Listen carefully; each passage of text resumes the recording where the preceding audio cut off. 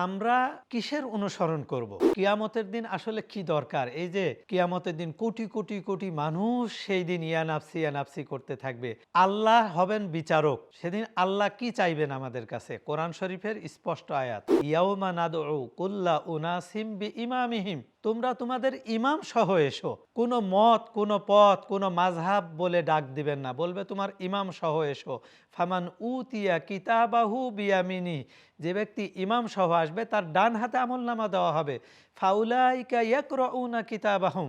সে ব্যক্তি তার আমলনামা পাঠ করবে। ওয়ালা ইউজলামুনা ফাতিলা। এক বিন্দু পরিমাণও জুলুম করা হবে না।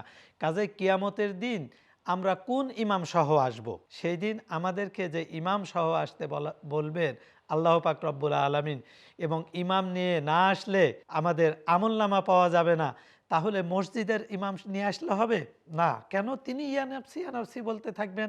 আমাদেরকে ইমাম নিষ্পাপ ইমাম নিয়ে আসতে হবে। আর সেই ইমামই হচ্ছেন আমাদের সেই, যেমন ইমাম হাসান, ইমাম হুসাইন, ইমাম জয়নুল আবেদিন, ইমাম আলী, এই ইমামগণের ছায়াতলে আমাদেরকে আসতে হবে। আর আমরা যেহেতু সর্বশেষ যুগের উম্মত, আমাদেরকে ইমাম মাহদী আলাইহিস সালামের সুপারিশ নিয়ে আসতে হবে আল্লাহর সামনে। তাহলেই পরিত্রাণ পাওয়া যাবে।